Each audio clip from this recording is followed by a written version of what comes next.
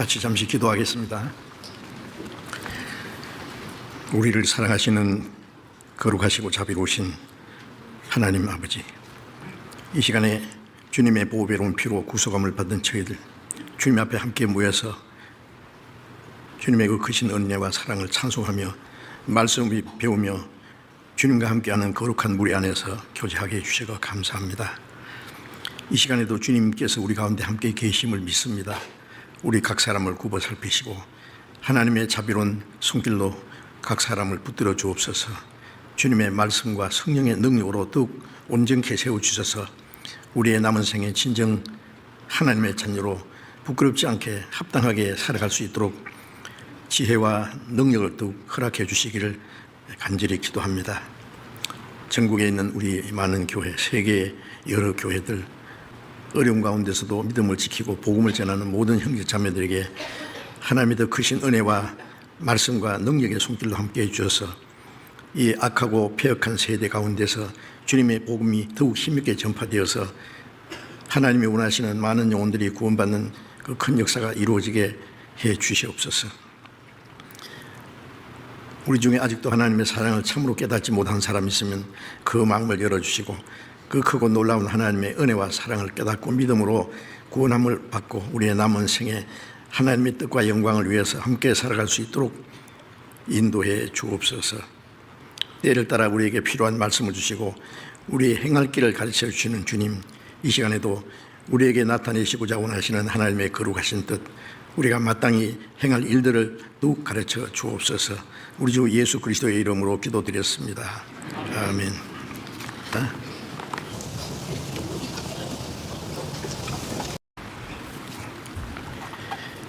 우리 성경 찾겠습니다. 시편 116편, 시편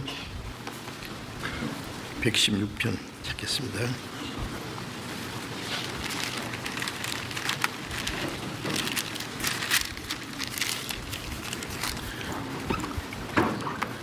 시편 116편 8절 9절, 시편 116편 8절 9절을 같이 읽겠습니다. 주께서 내 영혼을 사망에서 내 눈을 눈물에서 내 발을 넘어짐에서 건지셨나이다. 내가 생존 세계에서 여호와 앞에 행하리로다. 그리고 12절부터 또 14절까지도 같이 읽겠습니다. 여호와께서 내게 주신 모든 은혜를 무엇으로 보답할꼬? 내가 구원의 잔을 들고 여호와의 이름을 부르며 여호와의 모든 백성 앞에서 나의 소원을 여호와께 갚으리로다. 여기까지.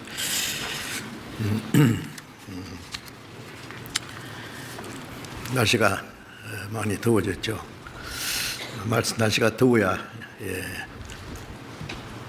곡식이 잘 익는다고 합니다. 우리도 육신적으로 여러 가지 고난과 어려움이 있을 때에 우리의 믿음이 더욱 자라고 하나님께 합당한 그리스도인으로서 단련을 받는다고 그렇게 생각합니다. 금년 여름에 우리가 해야 될 가장 큰 일이 이제 학예 수양에 많은 사람들을 주님께 인도해서 구원받게 하는 가장 큰 일이 남아 있습니다. 하나님이 우리를 구원하기 위해서 자기 독생자를 사람의 모양으로 세상에 보내서 인간의 죄를 대속하기 위해서 십자가에 죽기까지 하신 동시에 그 복음이 온 세계에 전해지는 것은 먼저 하나님의 은혜를 깨닫고 구원받은 사람을 통해서 그 복음이 전해지도록 하나님의 성령이 함께 하시고 역사하십니다. 그래서 사도행전 1장 8절에 보면 성령이 너희에게 임하시면 너희가 권능을 받고 성령의 능력으로 예루살렘에서 땅끝까지 내 증인이 되리라고 말씀하셨는데, 예수님이 죽으시고 부활하시고 성천하신 이후에 오순절에 성령이 강림하심으로 예루살렘에 있던 먼저 구원받은 120명 성도들이 간절히 기도하는 가운데 성령 충만해서 오순절에 복음을 담대히 증거해서 하루에 3천 명이 구원을 받고 침례를 받는 일이 있고, 또 5천 명이 구원을 받고, 그 복음이 예루살렘에서부터 활발하게 전해졌고, 그리고 온 유대와 사마리아와 로마로 해서 유럽으로, 미국으로 해서 이제 우리나라는 좀 늦게 전해졌습니다. 땅 끝까지 내 정인이 되려 그랬는데 우리는 동쪽 끝에 있는 민족입니다. 제가 일본에 가서 전도할 때마다 일본은 섬으로서 제일 동쪽 끝인데 마지막 복음이 전해지는 곳이라고, 그래서 일본 사람들이 많이 구원받아야 될 거라고, 일본 사람들에게 복음이 좀 더 활발하게 전해지면 땅 끝까지 내 정인이 되려는 저 주님의 말씀대로 복음이 전해지고, 그 다음에 주님이 재림하실 것을 우리는 알고 있습니다. 그래서 우리도 이제 하계 수양회는 평소에도 전도하지만은 전국에 있는 우리 모든 교회가 한 마음이 되어서 기도하고 전도하고 구원받지 않은 가족과 친척과 친구, 이웃분들을 주님께로 인도해서 하나님의 은혜를 깨닫고 구원받을 수 있도록 우리가 해야 될 큰일이 있습니다. 그리고 해마다 우리 하계 수양회 때 가장 많은 사람이 구원을 받는다고 믿습니다. 많은 사람들이 함께 기도하고 수고하고 복음을 전하는 가운데 하나님이 함께 역사하시는 일이 틀림없습니다. 그 일에 우리 모두가 참여해서 금년에도 하나님의 큰 역사가 일어나도록, 혹시 금년 하계 수양회가 우리가 할 수 있는 마지막이 될지도 모릅니다. 항상 우리는 마지막이라고 생각하고, 우리가 구원을 받았을 뿐 아니라 또 다른 사람에게 복음을 전해서 구원받게 해야 됩니다. 사람이 세상에 태어난 것은 목적이 잘 먹고 잘 살다가 고생하다가 죽으라고 하나님이 사람을 보내신 것이 아니라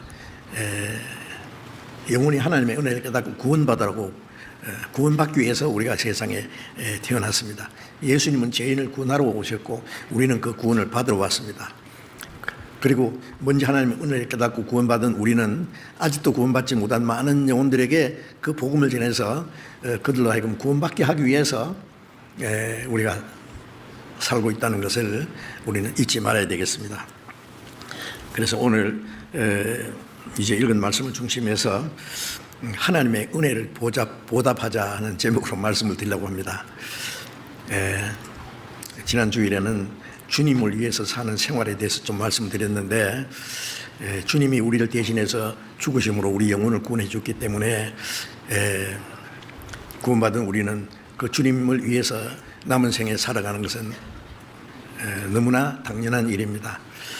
그리고 같은 내용이지만은 우리는 하나님의 은혜를 보답하자라는 제목으로 좀 말씀드리려고 합니다. 하나님께서 이제 읽은 말씀에 보면 8절에 116, 116편 8절에 주께서 내 영혼을 사망에서 내 눈을 눈물에서 내 발을 넘어짐에서 건지셨나이다. 내 영혼을 사망에서 건져서 생명으로 옮겨주셨고, 내 눈을 눈물에서 슬픔과 그 고난 가운데서 우리를 건지셨고, 또 내 발을 넘어짐에서 죄악에 걸려 넘어져서 지옥까지 떨어질 뻔했는데 거기서 하나님이 우리를 붙들어 건져주셨습니다. 그래서 내가 생존 세계에서 여호와 앞에 행하리로다. 이제 생존 세계는 이 땅에 사는 동안에 하나님 앞에서 이제 우리가 행해야 되겠다. 우리가 구원받기 전에는 하나님을 멀리 떠나서 하나님을 등지고 죄 가운데 살았습니다.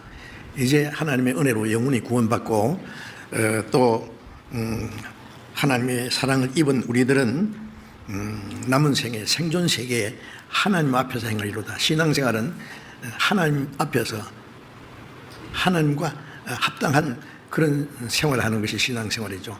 그래서 하나님 앞에 행하리로다. 구원받은 사람이 또 하나님을 떠나서 살라고 하면 안 됩니다. 우리의 마음과 모든 생활을 지켜보시는 하나님 앞에서 나는 항상 하나님 앞에 있다는 걸 잊지 말아야 됩니다.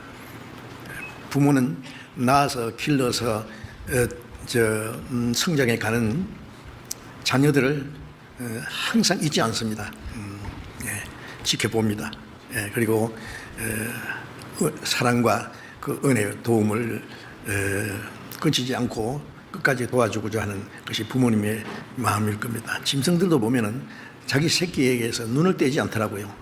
혹시 사나운 짐승이 자기 새끼를 물어갈까 봐 지키고, 자기 혼자 있을 때는 사나운 짐승이 나타나면 도망가고 숨기에 바쁜데, 자기 새끼가 있는 그 짐승은요, 사나운 짐승이 올 때에 싸우려고요, 라고 그 대항하는 것을 볼 수 있죠. 왜? 새끼를 보호하기 위해서. 의미가 죽어도 새끼는 살리려고 하는 것입니다.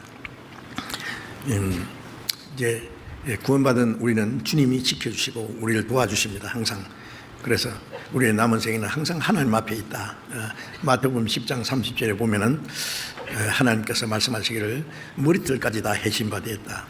하나님이 우리 머리털을 다 해셨다는 말은 뭘 말합니까? 내가 내 사정을 아는 것보다도 하나님 내 사정을 다 아세요. 머리털까지 다 해시는데 뭘 모르시겠어요? 참새 2마리가 한 아사론에 팔리려는데 아무 가치 없는 참새도 하나님이 허락하지 않으면 땅에 떨어지지 않는데, 너희는 많은 참새보다 귀하니라. 하물며 너희일까 보냐 그러셨죠. 하나님의 눈길을 우리 구원받은 성도들에 대해서 잠시도 떼지 않고 지켜보시고 계실 거예요. 우리를 보호하고 또 우리가 하나님의 뜻대로 살고 있는지 지켜보십니다. 그래서 신앙생활은 생존 세계에서 하나님 앞에 행하는 생활이고, 또 동시에 하나님의 은혜를 보답하는 생활입니다. 하나님께서 내게 주신 그 모든 은혜를 무엇으로 보답할고, 구원받은 사람은 하나님의 은혜가 얼마나 크고 놀라운지 알고 있습니다. 하나님을 떠나서 죄 가운데 행하다가 심판을 받고 지옥으로 떨어질 이 비참한 죄인을 구원하기 위해서 하나님과 동등하신 분입니다. 예수님은 사람의 모양으로 세상에 보내서 인간의 모든 죄를 대속하고 영혼을 구원하기 위해서 십자가에서 속죄제물로 죽기까지 하셨고, 예수님이 죽으시고 부활하신 후에 많은 사람 앞에서 부활하신 주님을 나타내 보이심으로써 예수님이 그리스도시라는 것을, 구세주라는 것을 믿게 해주셨고, 많은 사람들이 지켜보는 가운데서 하늘로 올라가셨습니다. 복음이 온 세상에 전파되면 다시 오신다는 약속을 남기고 가셨습니다. 이제 우리 동쪽 끝에 사는 우리는 이제 마지막 복음이 전해지는 가운데 있습니다. 주님이 아마 멀지 않아 오실 것은 확실합니다. 그래서 이제 구원받은 우리는 그 하나님의 은혜를 보답하기 위해서 있다는 것을 잠시도 잊지 말아야 되겠습니다. 부모님이 나를 낳아서 길러서 가르쳐서 잘 살 수 있도록 도와주셨는데, 그 인간적으로는 부모님의 은혜보다 더 큰 은혜는 없겠죠. 그래서 십계명에 하나님께 대한 계명이 4가지고 사람에 대한 계명이 6가지인데, 그 첫 번째 계명이 네 부모를 공경하라. 내 부모를 공경하라. 왜 공경해야 되느냐? 낳아주고 길러주시고 도와주셨기 때문에. 그 부모에게 불효하는 자식은 1만 가지 죄 중에 불효죄가 제일 크다는 말을 알고 계시죠. 그 부모의 은혜를 알지 못하고 부모님께 불순종하고 하는 자식은요, 하나님 보실 때 제일 큰 계명 하나를 범하고 있는 거예요. 그래서 부모 은혜를 배반하는 사람은 사람이 해야 될 가장 귀한 도리를 잊어버리고 사는 사람이에요. 그 배은망덕이라는 게 있죠. 어떤 사람은 부모 효를 하지 않을 뿐 아니라 부모를 해치고 자기를 잘 도와주지 않으면 부모께 대항하고 부모를 죽이는 자식도 있어요. 자, 우리는 거기까지 생각은 하지 않을지라도 부모님의 은혜는 육신적으로 제일 큰 은혜고, 하나님의 은혜는 거기에 비교할 수 없습니다. 부모가 아무리 자식을 사랑해도 자식을 위해서 대신 죽어줄 수는 없어요. 영혼을 위해서 구원하는 일은 할 수 없습니다. 하나님은 우리 영혼을 구원하기 위해서 자기 독생자를 사람의 모양으로 보내서 십자가의 속죄제물로 죽기까지 하셨으니 그 은혜가 얼마나 크고 놀라우냐고요. 이제 방금 읽은 말씀이 시편 116편 12절에 여호와께서 내게 주신 그 모든 은혜, 나를 구원하기 위해서 하늘 영광을 버리고 이 땅에 오셔서 인간이 당하는 모든 고난을 당하고 시험도 당하시고, 그리고 인간을 구원하기 위해서 죄 없는 그분이 가장 비참한 죄인처럼 사형 판결받고 십자가에서 수치와 고통을 받고 그 모든 피를 다 쏟아서 죽기까지 해주신 우리 영혼을 구원하기 위해서, 그래서 우리 죄를 대속하시고 구원해 주신 그 모든 은혜를 무소로 보답하고, 그 은혜를 이제 보답하기 위해서 이 땅에 살고 있습니다. 구원받은 이후에는 하나님이 우리에게 주신 모든 은혜, 그 은혜를 보답하기 위해서는 너무나 연약하고, 그 은혜를 보답하기 위해서 우리에게 주어진 시간은 너무 짧습니다. 그 은혜를 다 보답하지는 못하지만은, 다 갚지는 못하지만은 보답하기 위해서 살아야 됩니다.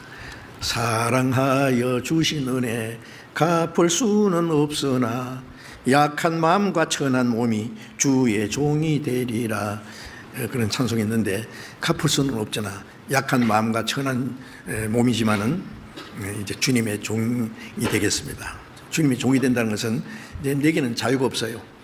우리의 생명이신 주님, 만왕의 왕이시고 우리의 구원의 주님이신 주님을 위해서 우리의 남은 생애를 살아가야 됩니다. 그래서 하나님의 은혜를 보답하는 생활을 한다는 게 얼마나 중요한지 이 성경은 우리에게 말씀하고 있습니다. 시편 103편을 잠깐 보겠습니다. 시편 103편 2절 또 같이 읽읍시다. 내 영혼아 여호와를 송축하라. 그 모든 은택을 잊지 말지어다. 내 영혼아, 자기 영혼을 이제 부릅니다. 자, 내 영혼, 하나님의 나를 사랑하시고 구원해 주신 그 내 영혼아 여호와를 송축하라. 우리가 신앙생활하는데 찬송이라는 것은요, 빼놓을 수 없는 겁니다. 찬송. 우리가 지금 사용하고 있는 찬송가 있잖아요. 그 찬송가 그 밑에 설명이 나와 있는 거 보면은 그 찬송가 가사를 쓴 사람들이 다 하나님의 그 크신 은혜를 깨닫고 시로 쓰는 거예요. 그 다음에 나중에 다른 사람이 거기에 곡을 붙여서 하는 것이 우리가 사용하는 찬송입니다.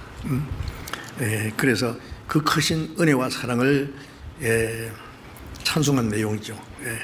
우리가 그 찬송을 부르는데 입으로만 부르는 것이 아니라 우리의 마음으로 우리의 생활 전부가 하나님 보시기에 찬송이 되어야 될 겁니다. 에베소서 1장에 보면은 하나님의 찬송이 되게 하려 함이라, 찬송을 부르게 하려 함이라는 말씀도 있고, 되게 하려 함이라는, 된다는 것은 우리의 입으로만 아니라 우리의 생활 전부가 하나님의 영광을 위한 찬송이 되어야 될 겁니다. 그 음악하는 사람은요, 이 곡조를 이렇게 그 보기만 해도 멜로디가 흘러나오겠죠. 그것처럼 하나님은 우리의 생활을 통해서 그 모든 생활이 하나님의 은혜와 영광을 찬송하는 것이 될 겁니다. 찬송을 부르게 하려 함이라는 말씀도 있고, 찬송이 되게 하려 합니다. 우리의 모든 생활이 하나님 은혜와 영광을 찬송하는 찬송이 되어야 될 겁니다. 그래서 내 영혼아 그 하나님의 모든 은혜를, 은택을 잊지 말지니라. 우리는 구원받고 처음에는 하나님의 그 크고 놀라운 은혜를 무소로 보답하고, 그러다가 얼마 지나면 내 생활에 집중돼서 살다 보면은 또 은혜를 잊어버려요. 그래서 근데 하나님의 은택을 잊지 말지니라 그랬어요. 이를 잃어버리면 안 됩니다. 역대하를 잠깐 봅시다. 역대하 32장. 역대하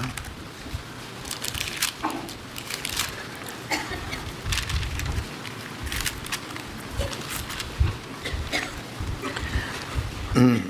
역대하 32장 25절, 역대하 32장 25절입니다. 히스기야가 마음이 교만하여 그 받은 은혜를 보답치 아니하므로 진노가 저와 유다와 예루살렘에 임하게 되었더니, 여기 이스라엘의 왕 히스기야 왕입니다. 예수님이 오시기 한 700년 전 예루살렘의 왕이었습니다. 그런데 이 히스기야 왕 때요, 놀라운 일이 있었습니다. 아수르 왕 사네립이 군대를 끌고 와서 예루살렘을 딱 포위했습니다. 예루살렘 사람들은 나갈 수도 없고 밖에서 들어올 수도 없고 완전히 포위당해가지고요. 얼마 후에 양식이 떨어졌어요. 아무것도 먹을 것이 없어요. 심지어 이제 자식을 잡아 먹어야 되는 그런 가운데도 있었습니다. 이제 완전히 포위해가지고 저는 꼼짝 못하게 그냥 저절로 죽게 만들려고 했습니다. 그리고 그 아수르 왕 사네립이 신하를 시켜서 소리를 지릅니다. 대왕 아수르 왕의 손에서 누가 건질 줄 아느냐? 너희가 믿는 하나님이 건질 줄 아느냐? 그러면서 하나님 또 욕하고 빨리 항복하지 않으면 다 죽여버리겠다고. 그 편지 한 장을 보내왔어요. 히스기야 왕에게 그 편지를 성전에 올라가서 편지를 펴놓고 하나님께 기도했습니다. 하나님이 보세요. 아수르 왕이 하나님 막 욕하는데요. 어쩌시렵니까? 좀 이따 이사야 선지자가 왔습니다. 걱정하지 마. 이놈들 오늘 밤에 다 싹 없애버리겠다고. 그날 저녁에 예루살렘을 포위하고 있던 아수르 군대 18만 5천 명을 다 죽여버렸어요. 이스라엘은 군대는요, 화살 한 방 안 쏘았습니다. 천사가 가서 그때 하나님의 사자 천사가 와서 그들을 다 죽게 했어요. 그래서 하나님이 이스라엘을 보호하신 일이 있습니다. 그리고 큰 은혜를 입었어요. 그 후에 히스기야가 병들어 죽게 되었는데 또 하나님께 기도했어요. 하나님, 내가 이렇게 하나님을 위해서 열심히 이렇게 살았는데 나를 죽도록 내버려 두시랍니까? 그래서 이제 벽에다 대고 계속 눈물을 흘리면서 기도했어요. 하나님이 이사야 선지자를 보내서 그래, 그러면 네 기도를 들었다. 네 생명을 15년 동안 연장시켜 주마. 방금 죽어야 될 사람을 병을 고쳐줄 뿐 아니라 15년을 연장시켰어요. 그러니까 이 히스기야는 하나님의 큰 은혜를 받은 사람입니다. 그런데 여기 보면은 금방 읽은 말씀입니다. 25절에 히스기야가 마음이 교만하여 그 받은 은혜를 보답지 아니하므로, 마음이 교만해지니까 하나님의 은혜를 잊어버렸어요. 보답하지 않았어요. 이제 그 크신 은혜를 입었기 때문에 그 은혜를 보답하는 생활을, 하나님의 영광을 위해서 살아야 될 텐데 은혜를 보답지 아니하므로 하나님의 진노가 저와 유다와 예루살렘에 임하게 되었더니, 그랬어요. 하나님의 진노가 임했어요. 그랬더니 히스기야가 26절에 보면 히스기야가 마음의 교만함을 뉘우치고 예루살렘 거민들도 그와 같이 하였으므로 여호와께서 여호와의 노가 히스기야의 생전에는 저에게 임하지 아니하니라. 다행히 히스기야는 교만해서 하나님의 은혜를 갚지 않고 잊어버린 것에 대해서 후회하고 다시 하나님의 은혜를 보답하는 일을 생활하게 돼서 하나님이 그 생전에는, 히스기야 생전에는 그 형벌을 내리기로 작정하신 것을 내리지 않았다. 백성들도 그랬다 했습니다. 하나님의 은혜를 입은 사람들이 하나님의 은혜를 보답하지 않는 것이 큰 죄라는 거 아세요? 부모님의 은혜를 생각하면은요, 그 은혜를 어떻게 보답하겠어요? 부모님을, 아무리 부모님을 잘 모신다고 해도 부모가 자식에 대한 사랑은 다 갚을 수가 없을 거예요. 하나님의 은혜는 어떻습니까? 나 같은 죄인을 구원하기 위해서 하나님 자기 독생자를 사람의 모양으로 보내서 십자가에 속죄 제물로 죽으시고 그 보배로운 피를 다 쏟아서 우리 죄를 영원히 사해 주시고 그 은혜를 깨달아서 믿음으로 구원받게 하신 그 모든 은혜 생각해 보세요. 그 은혜를 무엇으로 보답할고 그 잊어버리면 안 됩니다. 그 크신 하나님의 은혜를 잊어버리고 이 세상 사람들은 까맣게 모르고 살고 있어요. 우리는 하나님 은혜를 깨달은 사람은 깨닫고 믿음으로 구원받았기 때문에 구원받은 사람은 이제 은혜를 보답하기 위해서 사는 거예요. 그렇죠? 그냥 구원받을 때 감사합니다. 주님이 나 같은 죄인을 위해서 죽으셨으니 참 너무나 감사합니다. 그리고 잠시 후에 또 잊어버립니까? 요한계시록 2장에 보면 에베소 교회는요 참 모범적인 교회였어요. 열심히 신앙생활하고 하나님의 뜻대로 살기도 하고 그랬는데 에베소 교회가 처음 사랑을 부렸다 그랬어요. 처음 사랑을 부린다는 것은 그 하나님의 은혜를 깨달았을 때 그 하나님의 처음 사랑 있잖아요. 하나님의 사랑을 깨닫고 믿음으로 구원받았을 때 그 사랑이 계속해야 되는데 그 사랑을 잃어버렸어요. 그래서 어디서 사랑을 잃어버렸는지 처음 사랑에서 나오는 생활을 해야 되는데 그 생활이 이제 없는 거예요. 그래서 어디서 떨어진 것을 생각하고 회개하여 처음 행위를 가지라. 사랑에서 나오는 생활이죠. 사랑은 말로만 하는 것이 아니라 우리의 모든 생활을 통해서 하나님의 은혜를 보답하는 생활을 했는데 그 처음 사랑을 버렸어요. 그래서 내가 빨리 회개하지 않으면은 촛대를 네게서 옮기리라고 그랬어요. 촛대는 그 계시록 1장부터 3장까지 나오는 7교회의 그 성령이 역사하시는 교회의 모습입니다. 촛대를 옮긴다는 건 성령이 떠나는 거예요. 하나님이 성령으로 말미암아 모든 걸 역사하시는데 그리스도인의 생활도 변화되는 것도 성령의 역사고 많은 영혼이 구원받는 것도 하나님이 하시는 역사인데 그 성령이 떠나면 아무것도 없어요. 구원받았다는 것 외에 아무것도 안 되는 거예요. 회개하지 않으면 촛대를 옮기리라. 그 성령이 떠나시는 거예요. 우리는 그것을 잘 알고 있습니다. 우리 개인도 그 하나님의 은혜를 깨닫고 하나님의 은혜를 보답하기 위해서 무엇으로 은혜를 보답할고 하면서 보답할 수 있는 길이 성경에 얼마든지 있거든요.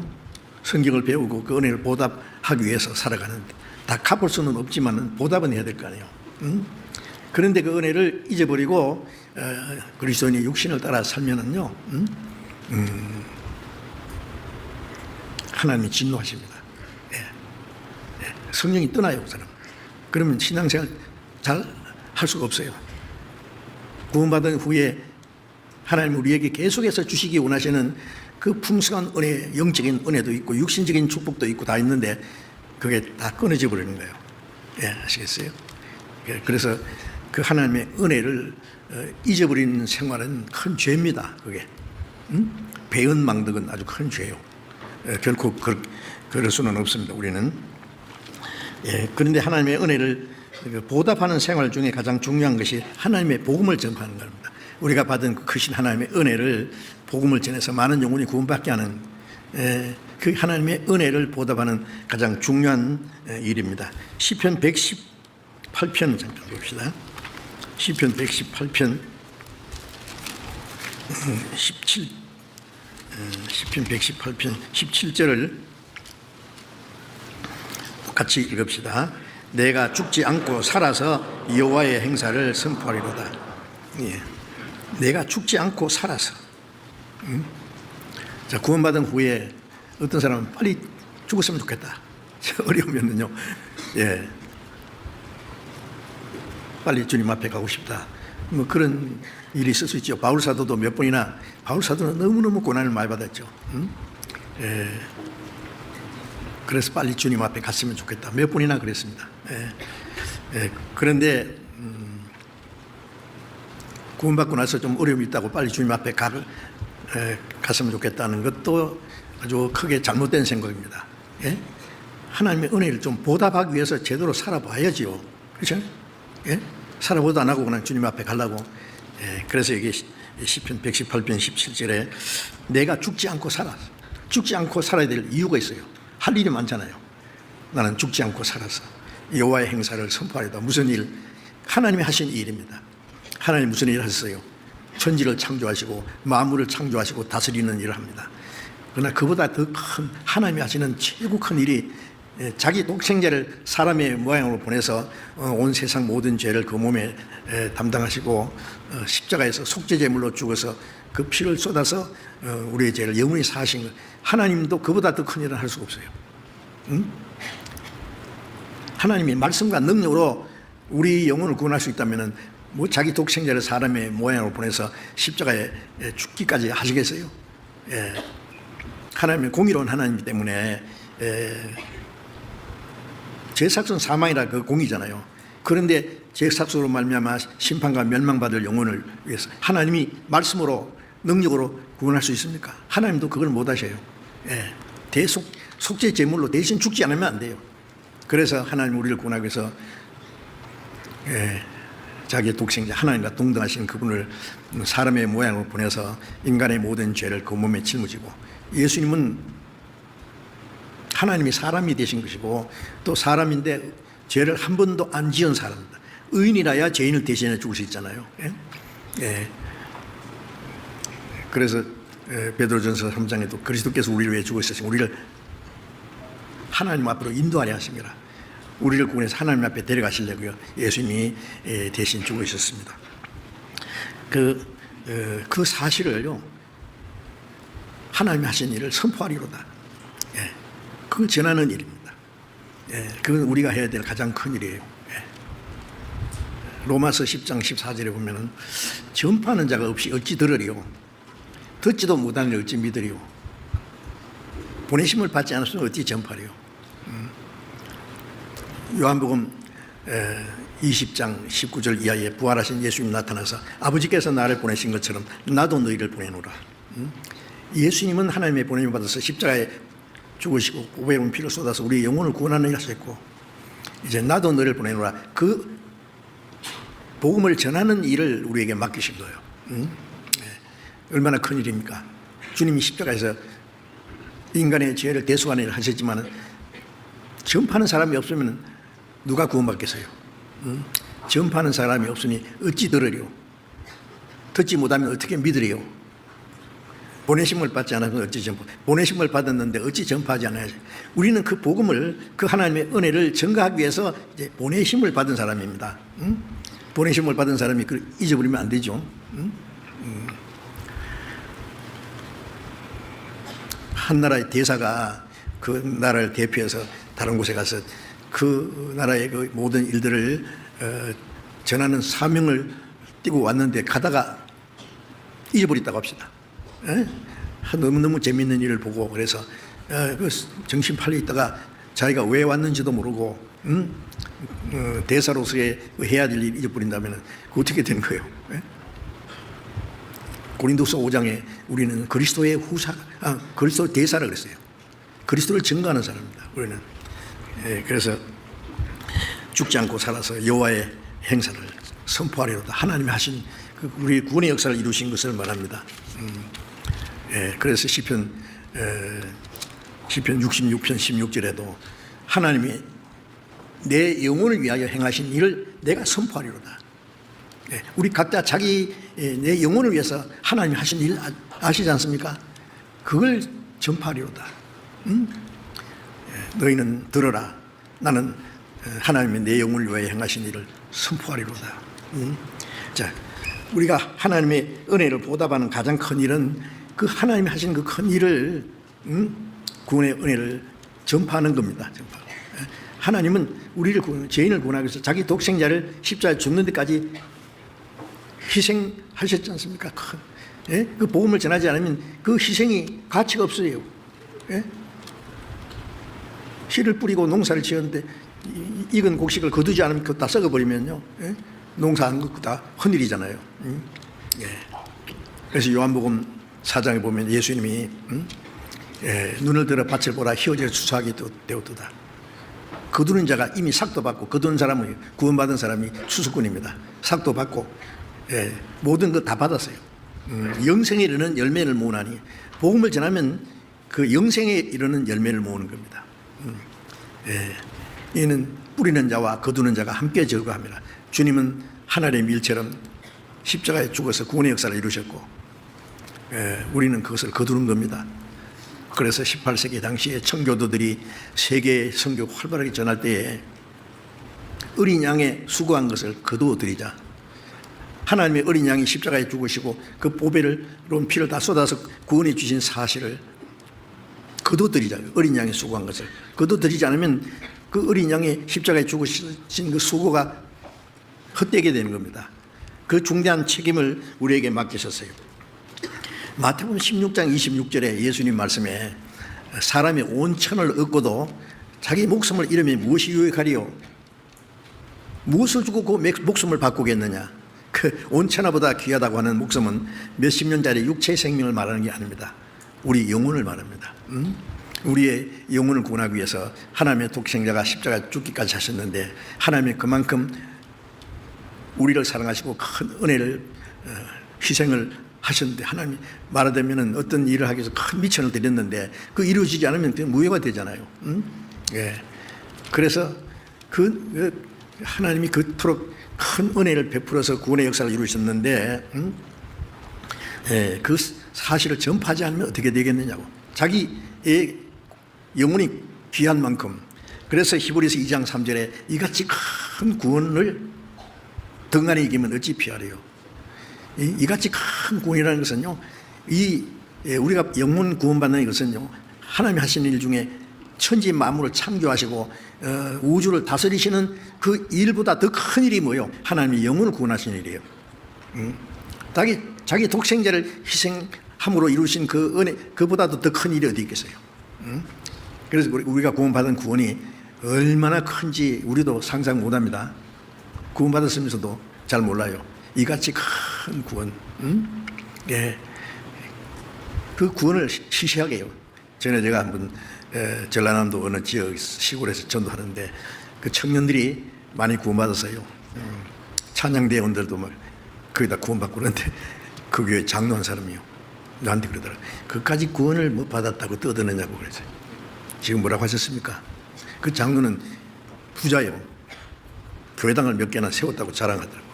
그런데 예, 복음에서 구원받았다고 청년들이 막 좋아하고 그러니까요. 그까지 구원 이렇게 하더라고요. 그래서 딱 잡아가지고 뭐라고 하셨습니까? 그까지 구원이라고 했습니까? 구원이 그까지 겁니까? 그러니까 자기도 생각해 보니까 실수했거든요. 아이, 네, 말 실수했습니다. 사고는 하지만 그 속으로는 그까지 구원입니다. 네? 이같이 큰 구원을 우리가 구원을 받았는데 그 등한이었기 때문에 이제 구원을 못 받고, 자기 영혼이 구원받은 것이 이같이 큰 구원인 줄 알면 남의 구원도 크고 귀하게 여겨야 될 거 아니에요. 우리가 한 사람 영혼을 구원하는 것이 얼마나 큰 일인지 아세요? 예. 우리의 시간과 우리의 물질과 내 행복, 아니 내가 한 사람을 구원하기 위해서 내가 죽을지라도 그거는 수지 맞는 장사인데 아세요? 예. 하나님의 독생자가 나 같은 죄인을 구원하기 위해 죽었는데 내가 또 다른 영혼을 구원하기 위해서 죽은들, 그게 하나님 보실 때 놀라운 일입니다. 사도행전에 나오는 초대교회 시대에는 사도들이요, 편하게 살다 죽은 사람 하나도 없습니다. 복음 전하다가 다 순교당했어요. 사도들뿐만 아닙니다. 예. 사도행전 8장에 보면은요, 예루살렘이 큰 핍박이 났죠. 스데반 지사가 말씀 전하다가 돌에 맞아 죽은 후에 큰 핍박이 일어나서 사도 외에는 다 사방으로 흩어졌다 그랬어요. 사방으로 흩어진 사람들이 유대인들에게 죽을까 봐 겁나서 도망간 거 아닙니다. 예루살렘과 온유대와 사마리아 땅까지 복음 전하는데 왜 예루살렘에 똘똘 뭉쳐 있느냐고요. 탁 때리니까요, 불을 끌려고 때리니까 불똥이 튀어서 사방 막 불이 빨리빨리 번지는 것처럼 예루살렘에 큰 핍박이 나서 성도들이 사방에 흩어져서 뭐 하는지 아십니까? 가는 곳마다 복음을 전했다고. 성경을 봐야지 되겠네. 사도행전 8장을 잠깐 봅시다. 사도행전 8장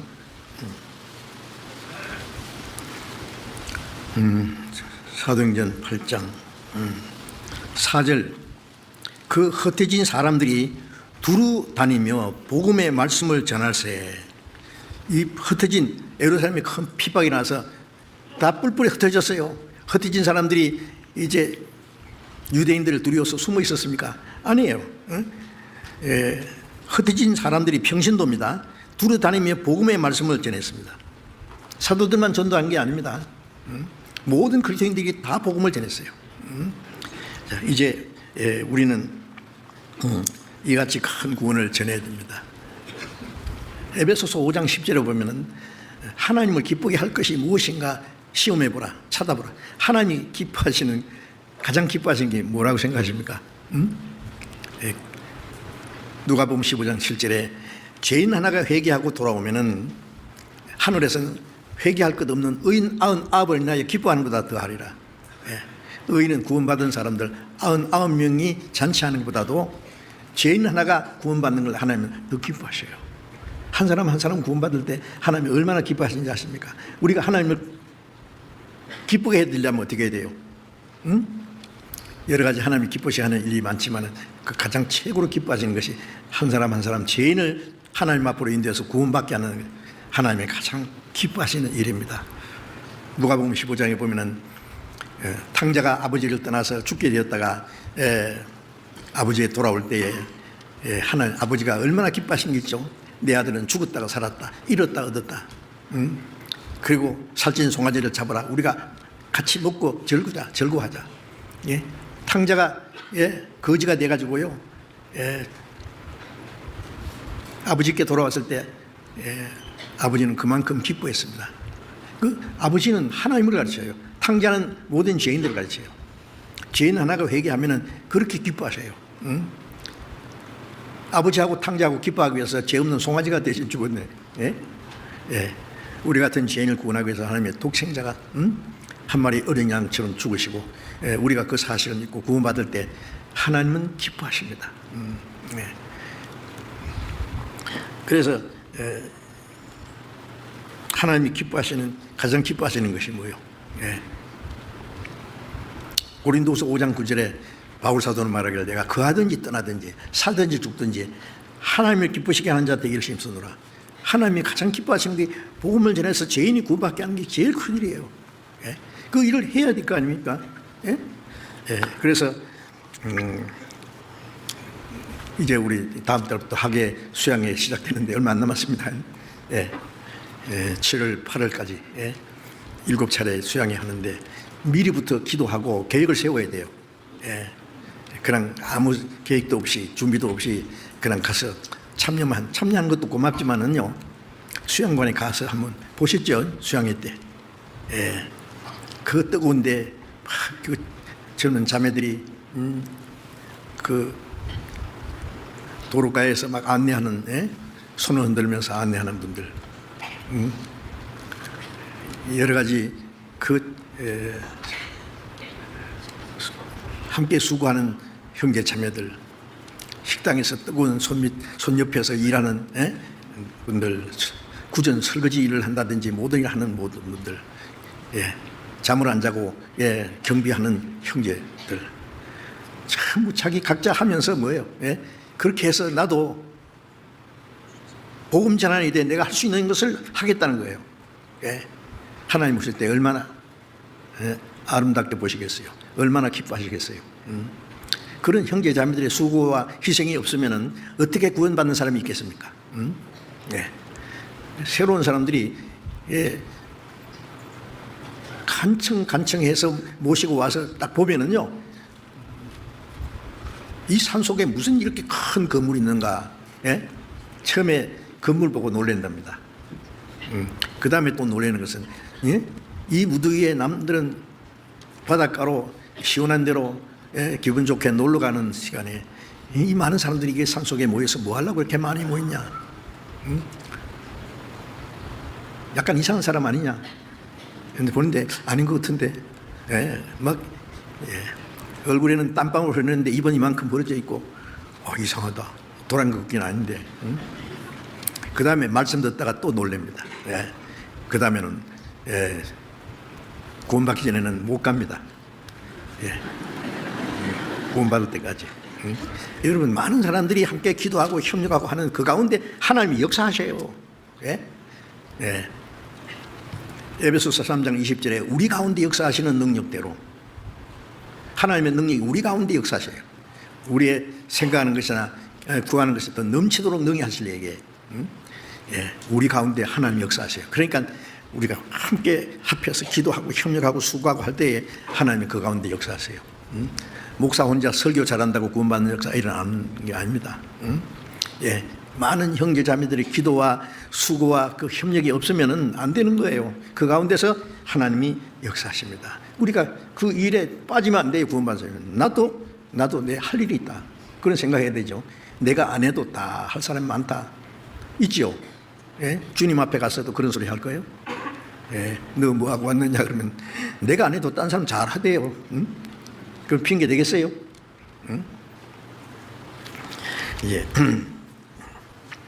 이 복음 전하는 일은요, 먼저 주님이 하신 일입니다. 주님이.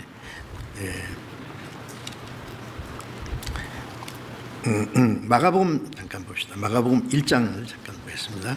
마가복음 1장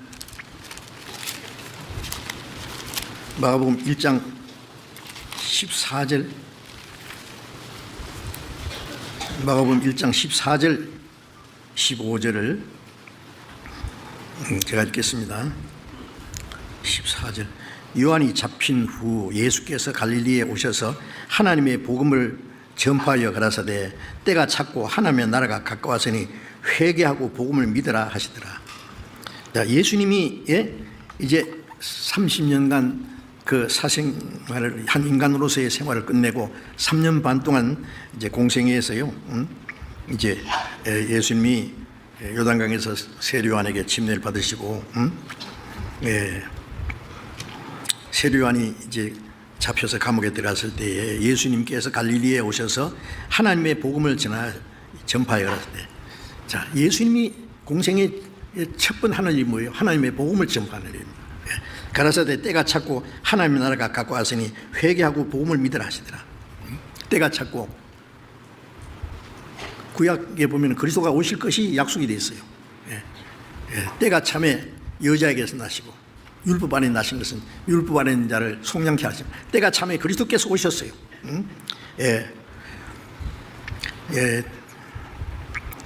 전파에 가라사대 때가 찼고, 무슨 때가요? 그리스도께서 오시라고 약속하신 때가 됐어요. 때가 찼고 하나님 나라가 가까웠으니, 예수님이 바로 하나님의 나라예요. 예수 그리스도를 영접하는 것이 하나님의 나라를 마음에 영접하는 거니까. 하나님 나라가 가까웠으니 회개하고 복음을 믿으라. 자기가 하나님 앞에 얼마나 비참한 죄인 걸 깨닫고 돌이켜서 그 은혜를 받아들이고 구원받는 것이 회개입니다. 뉘우칠 회자죠. 죄인 걸 깨닫고 죄는 고치는 거예요. 죄만 설파하는 것은 회개가 아닙니다. 가룟 유다가 예수님을 은 30에 팔고, 그 다음에 어떻겠어요? 마음을 다스리는 마귀가 떠나니까 유다가 제정신이 돌아서, 네가 뭐 하는 짓이야? 내 선생님이 내한테 뭘 잘못했길래 예수님 팔았어? 그리고 은 30을 그대로 가져. 내가 죄 없는 선생을 팔았다니까 비겁한 놈 네가 당하라. 그러니까 유다가 은 30 성전 안에 던져버리고 와서 나 같은 놈 죽어야 돼. 그 절벽 끝에 몸에 달아서 죽었어. 떨어져서 창자가 다 터졌다고 했어요. 그리고 유다가 던졌던 은 30개로 아주 거친 땅을 사서 나그네의 묘지로 삼았다는 말이죠. 죄 때문에 통곡하고 오는 것은요, 유다가 얼마나 괴로웠으면 몸에 달아 자살했을까요? 내 같은 놈은 죽어야지. 그게 회개입니까? 아니에요. 죄 때문에 고통했지만은 회는 했는데 개를 안 했어요. 돌이켜야죠. 회개한다는 건 죄를 깨닫고 구원 받아들이는 게 회개예요. 탕자가 나는 여기서 굶어 죽는구나 하고 그러고 있으면 죽어요. 일어나서 아버지께 돌아가는 거예요. 그게 회개입니다. 그렇죠? 자, 그래서 예수님은 이제 회개하고 복음을 믿으라고 말씀하셨죠. 38절을 봅시다. 마가복음 1장 38절 39절을 읽겠습니다. 이르시되 우리가 다른 가까운 마을들로 가자. 거기서도 전도하리니 내가 이를 위하여 왔노라 하시고 이에 갈릴리에 다니시며 저희 여러 회당에서 전파하시고 또 귀신들을 내어 쫓으시더라. 예수님은요, 한적한 곳에 가서 밤낮 맞도록 기도하시고 또 곳곳에 다니시면서 계속 복음을 전했어요. 다른 가까운 마을로 또 가자. 거기서도 전도하리니 내가 이를 위하여 왔노라. 이를 위하여. 그 전도하러 왔다고 그랬어요. 예수님이 오셔서 십자가에 죽기만 하셨습니까? 죽으시기 전에 열심히 전도하셨어요.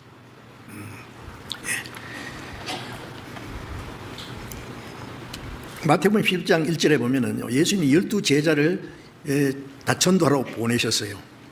보내신 후에 예수님도 전도하러 나섰어요. 제자들만 보내신 것이 아니라 예수님도 솔선수범에 계속 전도하러 다녔어요. 예수님이 하신 일 중에 큰 일 하나가 예수님도 그렇게 전도를 하셨습니다. 친히. 그리고 디모데후서 4장 잠깐 보겠습니다. 디모데후서 4장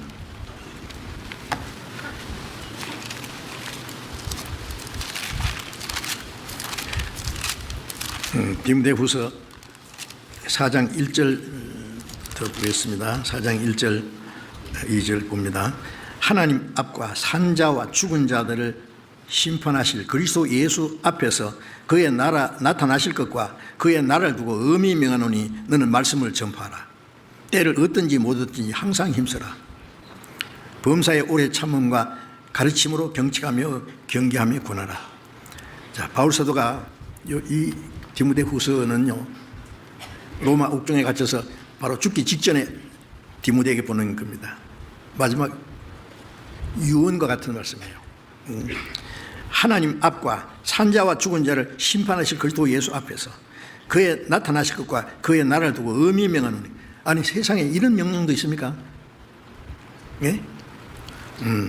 하나님 앞과 산자와 죽은 자를 심판하실 그리스도 예수 앞에서 그의 나타나실 것과 그 나라를 두고 엄히 명하노니. 무슨 명령이 그렇게 엄한 명령이 있어요? 너는 말씀을 전파하라. 때를 얻든지 못 얻든지 항상 힘써라. 때를 얻든지는요, 전도하기 좋은 호조건이든 전도하기 어려운 악조건이든 이 말씀을 전파하라. 바울 사도는 죽기 전에 마지막에 디모데에게 엄히 명령을 하셨는데 우리에게도 같은 말씀 주셨어요. 산자와 죽은 자를 심판할 그리스도 앞에서 그의 나타나실 것과 그의 나라를 두고 엄히 명하노니 너는 말씀을 전파하라. 자, 우리는 책임이 없습니까? 구원받고 적당에 살다가 그냥 주님 오라 가면 가면 됩니까? 아닙니다. 우리가 해야 될 일이 얼마나 많은데. 이 세상에 살면서 구원받을 수 있는 복음을 한 번도 제대로 듣지 못하고 살다가 죽는 사람이 얼마나 많은지 아세요?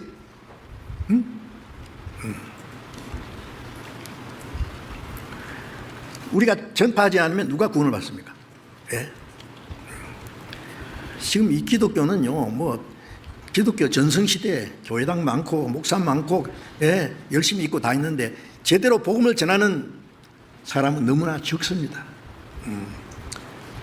내가 전파하지 않으면 누가 전파하리요? 그런 마음 가지고 우리가 열심히 전도해야 되겠습니다.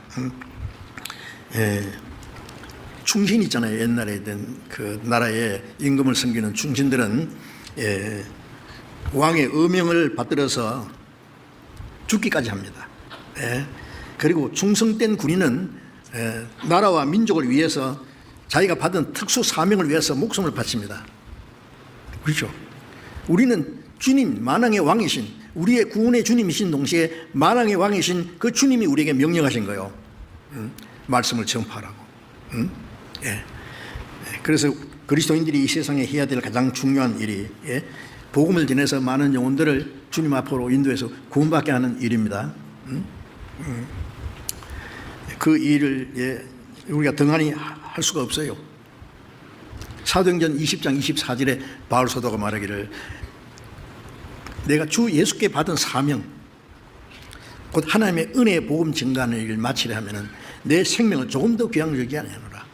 주 예수께 받은 사명, 이 하나님의 은혜, 하나님의 독생자가 죽어서 우리 죄를 대속하신 인으로 구원해 주신 그게 은혜죠. 은혜의 복음을 전파하는 일을 마치기까지 내 생명은 조금도 귀한 것이지 않는다. 내 육신의 생명은 100개라도 바칠 수 있다. 그럼 바울에게만 주신 사명입니까? 우리는 관계없어요. 구원만 받고 적당하게 살다가 가면 됩니까?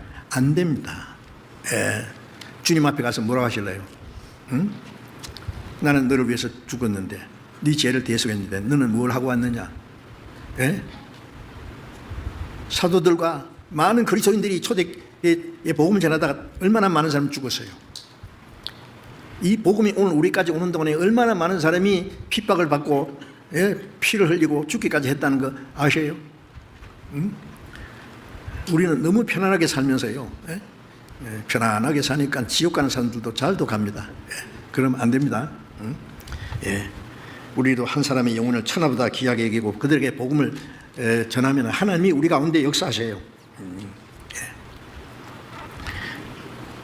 하나님께서는요, 하나님의 일에 관심이 없고 무관심한 사람들, 복음을 위해서 희생하고자 하는 마음도 없는 사람들을 통해서 하나님 아무것도 안 하십니다. 못 하십니다. 하나님이 우리를 통해서 더 큰 역사를 하시려고 했는데 바울 사도는 내 생명을 조금 더 귀한 거 얘기 아니냐 그랬는데 고린도후서 11장을 잠깐 펴보겠습니다. 고린도후서 11장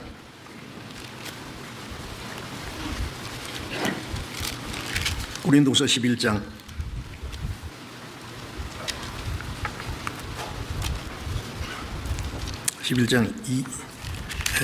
23절 보겠습니다. 고린도후서 11장 23절 저희가 그리스도의 일꾼이냐 정신없는 말을 하거니와 나도 더욱 그래하도다.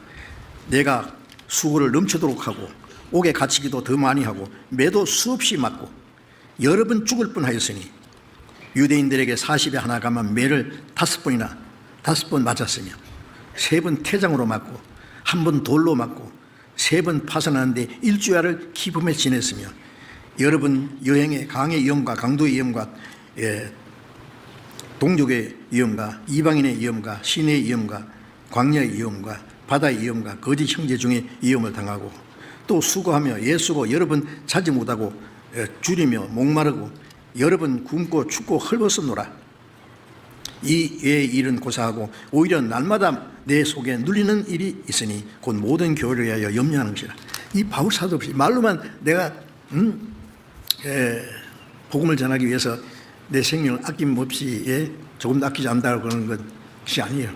이 살아가는 생활 가운데 바울 사도는 여러 번 옥에 갇히고 여러 번 죽을 뻔하고 40에 하나 감한 매를 5번 맞고 3번 태장은요 잘못하자면 맞다가 죽어버려요.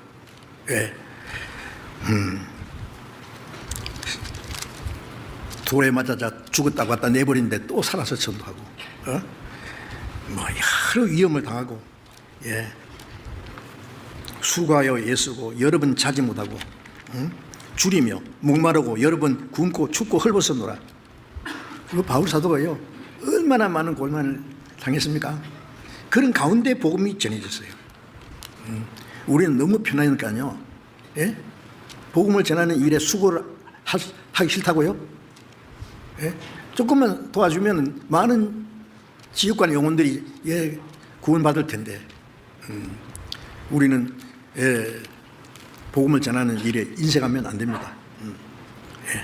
우리가 이 땅에 살아있는 목적이에요. 주님이 명하신 지상 최대의 명령이요. 마가복음 16장 15절에 예수님이 성천하시기 전에 마지막 하신 말씀이 너희는 온 천하님 위에 다니며 마가님에게 복음을 전파하라. 믿고 침례받은 자는 구원을 얻을 것이요 믿지 않는 자는 심판을 정죄를 받으리라.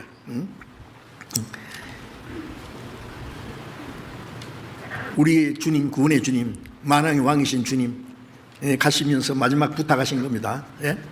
온 천하에 다니며 만민에게 조금 복음을 전파하라.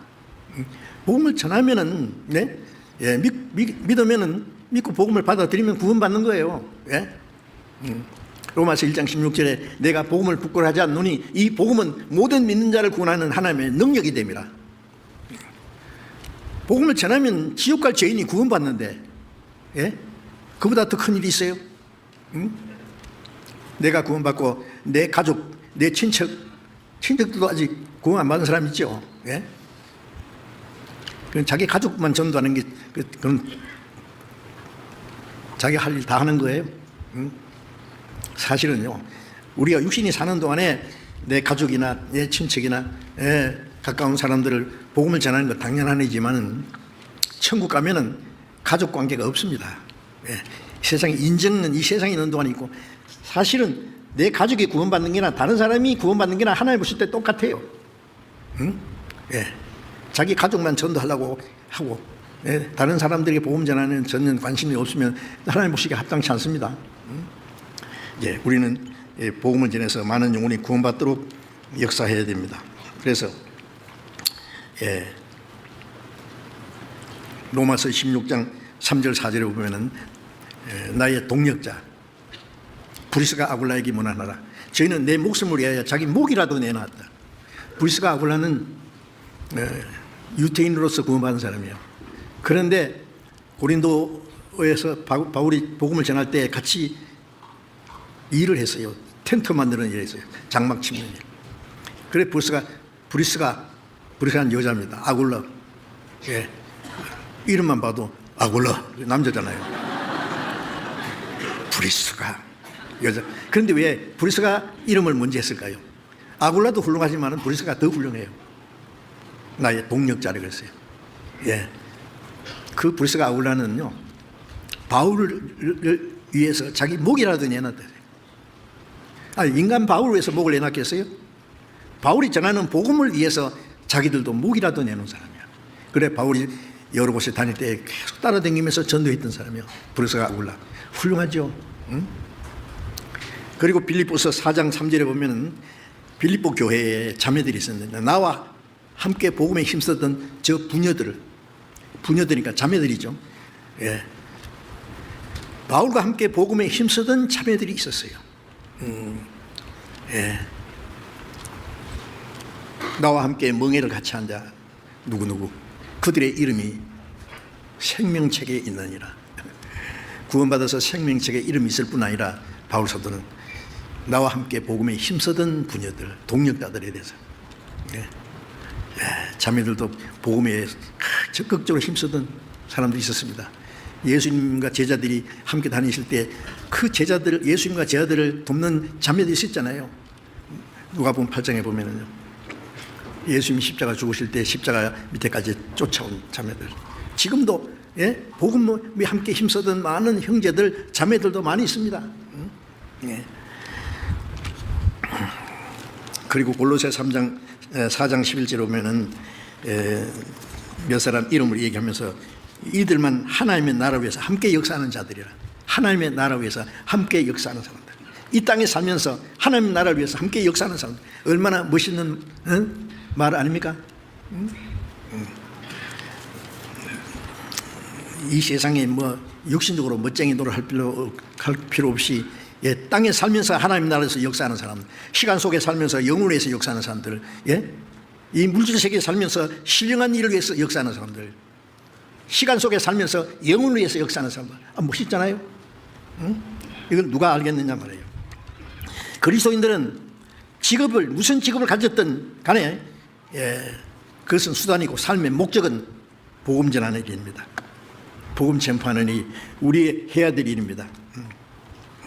그리스도께서 하나님과 동등한 신분으로서 그 하나님과 같이 되는 영광의 자리를 버리고 사람의 몸을 입고 이 땅에 오셔서 십자가에 죽기까지 하심으로 구원의 역사를 이루셨습니다. 그로 말미암아 구원받은 우리는 이 복음을 전하는 일을 해야 됩니다. 구원 안 받은 사람은 구원받기 위해서 세상에 살고 있어요. 지금 그걸 모를 거예요. 그렇죠? 구원받기까지 하나님이 참고 기다리십니다. 구원받은 우리는 왜 살아요? 죽지 못해 삽니까? 무슨 세상에 재미가 있어서 삽니까? 아니, 다른 영혼을 구원하기 위해서 삽니다. 어떻게 하실래요? 그 틀림없는 사실인데, 에스겔 3장 17절에 보면 하나님이 선지자 에스겔에게 말해요. 인자야, 내가 너를 이스라엘의 파수꾼으로 세웠다. 너는 내 입의 말을 듣고 나를 대신하여 그들을 깨우치라. 만일 내 말을 전하지 않아서 그 악인이 죽으면은 그 피값을 네 손에서 차들이라. 악인에게 복음을 전했는데도 안 들으면은 너는 피해에 대해서 뭐가 상관없다. 복음을 전하지 않으면은 책임이 있단 말이에요. 복음을 전했는데 구원 안 받으면은 너는 책임이 없다. 전도하지 않는 것은 책임입니다. 아세요? 예. 고린도전서 9장 16절에 바울 사도는 내가 복음을 전하지 않으면 내게 화가 있을 것입니다. 복음을 전하지 않으면 화가 있을 거다. 무슨 화인지. 예? 예. 중대한 책임이 있습니다. 예. 자, 성경 잠언 24장을 잠깐 봅시다. 잠언 24장 구약성경 936페이지 잠언 24장 11절 봅니다. 11절 12절 같이 읽읍시다. 너는 사망으로 끌려가는 자를 건져주며 살육을 당케 된 자를 구원하지 아니치 말라. 내가 말하기를 나는 그것을 알지 못하였나 할지라도 마음을 적을 줄 아시니까 어찌 통찰하지 못하시겠으며 네 영혼을 지키니까 어찌 알지 못하시겠느냐. 그가 각 사람의 행위대로 보응하시리라. 자, 이 말씀 좀 엄청난 말씀입니다. 너는 사망으로 끌려가는 자. 지금 구원 안 받은 사람은 지옥으로 끌려가잖아요. 하루 동안에도 얼마나 많은 사람이 그냥 지옥으로 끌려가서 지옥으로 떨어지고 있을까요? 지금도. 예? 사망으로 끌려가는 자를 구원치 아니치 마라. 살육을 당하는 자를 내버려 두지 마라 그 말이에요. 지옥 가도록 내버려 두지 마라 그 말. 내가 말하기를 나는 그것을 알지 못하느냐 할지라도 마음을 저울 줄 아시니까 어찌 알지 못하시겠냐. 통찰하지 못하시면 네 영혼을 지키는 자가 어찌 알지 못하시겠냐. 그 사람 지옥 가는지 나 몰랐는데 거짓말도 잘하네. 가인이 아벨을 돌로 쳐 죽이고 나서 네 동생 아벨이 어디 있냐. 내가 내 아우를 지키는 자입니까? 내가 어떻게 알아요? 지가 쳐 죽여놓고는 하나님은 아벨의 피가 내게 호소하느니라. 예. 우리는 가인처럼 누굴 죽이진 않았지만은요, 구원받을 수 있는 지옥으로 끌려가는 사람은 조금만 도와주면 살 텐데, 도와주지 않아서 지옥 가도록 내버려둔 것은 간접살인 아닙니까? 어떤 사람 지나가다 보니까 물에 빠져 팔딱팔딱 하는데, 조금만 도와주면 살 텐데, 나 바쁘다고. 나 물속에 들어가면 양복 배려요. 그냥 지나가면은 나중에 그럴 거예요. 죽은 사람이. 이 비겁한 놈아. 조금만 날 도와주면 살았을 텐데 너는 나를 죽인 것 같아. 예? 안 그러겠어요? 알지 못했다고? 알지 못했어요? 그 사람 죽으면 지옥 가는데 알지 못해요? 예? 예. 주님은 각 사람의 행위대로 보응하시라. 그 행위가 뭐예요? 복음 전하지 않는 죄 말입니다. 그리스도인들 이 땅에 사는 목적이 그건데요. 주님 지사 최대의 명령이고 주님이 주신 사명인데 상관없다고? 목사만 하고 전도사만 하는 겁니까? 모든 그리스도인들은요. 예? 예. 전도자들은 전도를 전담하는 사람이고, 사도행전 6장에 우리는 기도하는 것과 말씀 전하는 걸 전무하리라. 전도하는 걸 위해서 다른 일을 하지 않고 전도만 하는 사람. 우리 그리스도인들은요, 전도비를 벌기 위해서 직장도 다니고 사업도 하고 열심히 일도 하고. 그래 뭐예요? 복음 전하는 거예요. 내가 선교사로는 못 가지만은 선교사를 보내야 되겠다. 여러분, 선교사 한 가정 보내는데 돈이 얼마나 많이 드는지 아세요? 내가 선교사를 가지는 못하지만 선교사를 보내야겠다는 마음을 가지고 좀 하면 안 될까요? 우리에게 주어진 시간을 가장 귀하게 사용합시다. 이번에 수양회 때 많은 영혼이 구원받음으로 하나님께 기쁨과 영광이 될 수 있도록 예레미야 8장 20절에 추수 때가 지나고 여름이 다 끝나가는데 우리는 구원을 얻지 못한다. 추수 때가 막 끝나고 이제 눈보라가 칠 판인데 아직도 구원받지 못한다.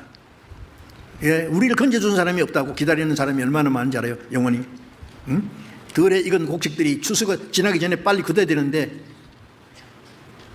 추수꾼의 낯을 기다리는데 아무도 안 오네.